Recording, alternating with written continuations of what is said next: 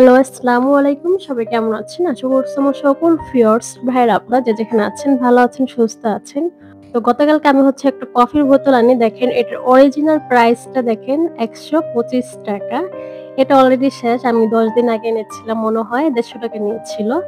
আর এটার প্রাইসও কিন্তু সেম। মানে অরিজিনাল প্যাকেটের সেমই প্রাইস ৳১২৫ করে।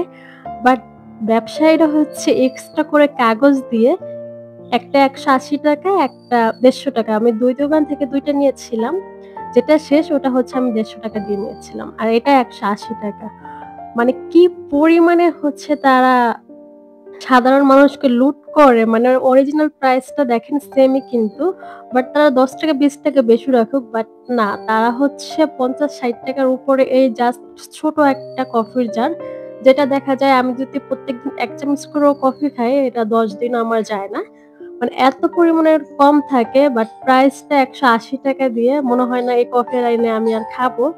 মানে অরিজিনাল প্রাইসটা থেকে তারা ডুপ্লিকেট প্রাইসটা তারা অনেক বেশি হাই রেখেছে এই ছোট কফির জারে। তো কি আর করার, আমি সকালে একটু চা নিয়ে নিয়েছি। চার সাথে এক্সট্রা করে একটু কফি গুঁড়া দিয়ে দিয়েছি যাতে একটু খেতে একটু ভালো লাগে। আর সাথে ঘি দিয়ে পরোটা ভেজেছিল আমার শাশুড়ি। তো ডায়েটের ১২টা বেজে খেয়েছে ঘিয়ের সাথে পরোটা আর চা দিয়ে ভিজিয়ে খেলাম। ছেলের তো এক্সাম চলছে, সে তো স্কুলে চলে গেছে। আর মেয়েকে নিয়ে বাসায় ঘুম থেকে উঠছে এখন। তো এরপর টুকিটাকি কাজ করা শুরু হবে।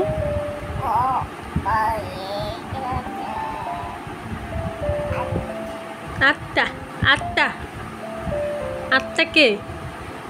হুম, আটটা কে? এভাবে তাকিয়ে কি দেখো? টেরা চোখে আর একটা স্টাইল এভাবে তাকানো।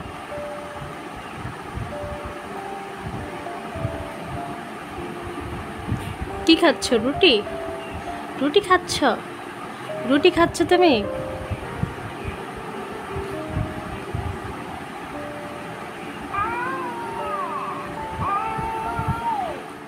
ও যেহেতু ঘুমিয়েছিল এর জন্য বেডটা একটু লেট করে আমার গোছানো হয়। দেন পুরো রুমটাও যেহেতু অগোছালো হয়েছিল, বাচ্চাদের ঘর।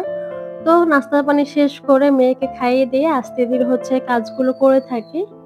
যেহেতু দুপুরে রান্নার আগে বেশ কিছুটা সময় থাকে আর যেহেতু গ্রামে এখন ঘুম থেকে কিন্তু খুব ভোরবেলায় ঘুম থেকে ওঠা হয়। এর জন্য দেখা যায় সময়টা মনে হয় বেশি পরিমাণে থাকে সকাল টাইমে। তো সকালে নাস্তা পানি শেষ করে হালকা পাতলা এই কাজগুলো করে থাকি। আর আমার ছেলে যেহেতু এখানে বসে, আমার ছেলে আর আমার ভাগ্নি, মানে এগুলো পুরোটাই আউলাঝুলো করে ফেলে। দেন কুশন কাভার সব একদম বারবার আমাকে এগুলো গুছিয়ে রাখতে হয়। একদম অগোছালো দেখতেও ভালো লাগে না। এই দেখেন আমি সোজা করে রাখবো, ওরা বসলে এগুলো একদম হেলে-জুলে সব। এদিকে ঝাড়ু দাও। আরে ঝাড়ু দাও, ঝাড়ু দাও।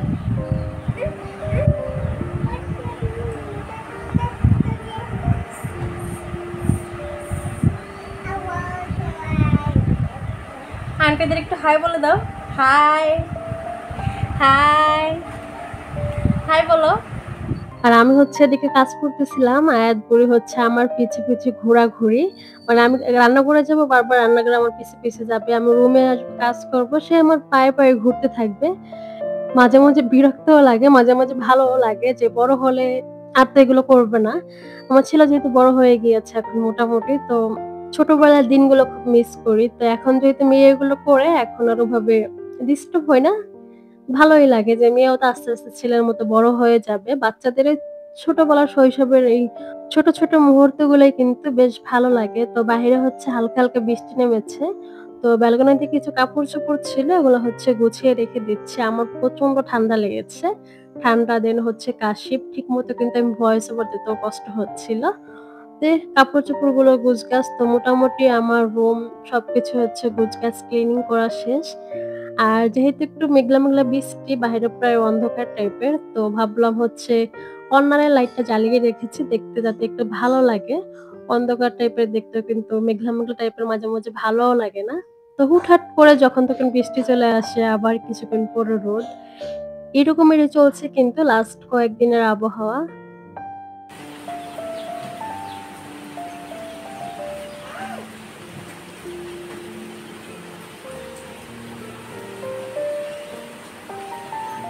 এরপর হচ্ছে দুপুরে রান্না করতে চলে আসছি। অনেকক্ষণ ভেবে কি রান্না করব যেহেতু বাইরে একটু বৃষ্টি হচ্ছিল।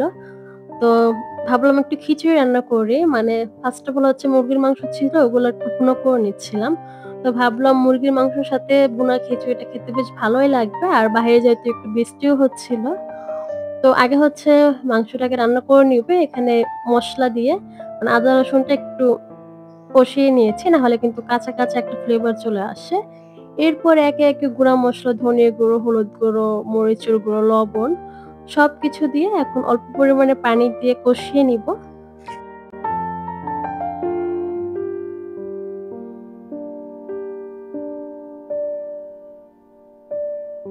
কষানো হয়ে গেলে এরপর হচ্ছে যে মাংসগুলো এড করে দিচ্ছি। দিয়ে এখন ভালো করে হচ্ছে মিক্স করে নিব। একটু ঝালের পরিমাণটা বাড়িয়ে দিয়েছি যেহেতু খিচুড়ির সাথে খাওয়া হবে এর জন্য। আর এই মাসে হচ্ছে আয়নার আব্বু যেহেতু এসে বাজার করে দিয়ে গেছিল, এরপর কোনো কিন্তু মাছ, মাংস বাজারে যেতেই হয়নি।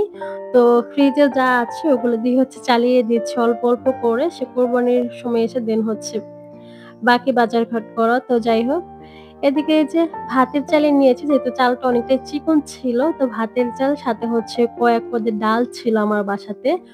মুগ ডাল, মসুরির ডাল প্লাস হচ্ছে বুটের ডাল, আরো একটা কি ডাল বলে যেন ৩-৪ পদের ডাল হচ্ছে আমি একত্রে দিয়ে দিয়েছি। সাথে হচ্ছে ১.৫ কাপের মতো চাল নিয়েছি।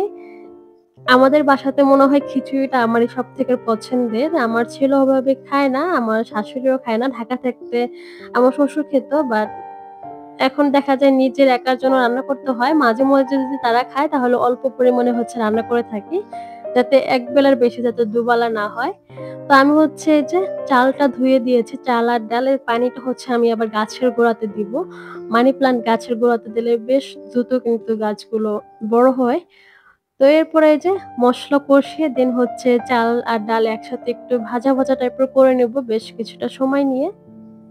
এরপর এই যে পানি এড করে দিলাম। পানি এড করে এখন ভালো করে মিক্স করে দেন ঢাকনা দিয়ে বাকি রান্নাটা হচ্ছে কমপ্লিট করে নিব।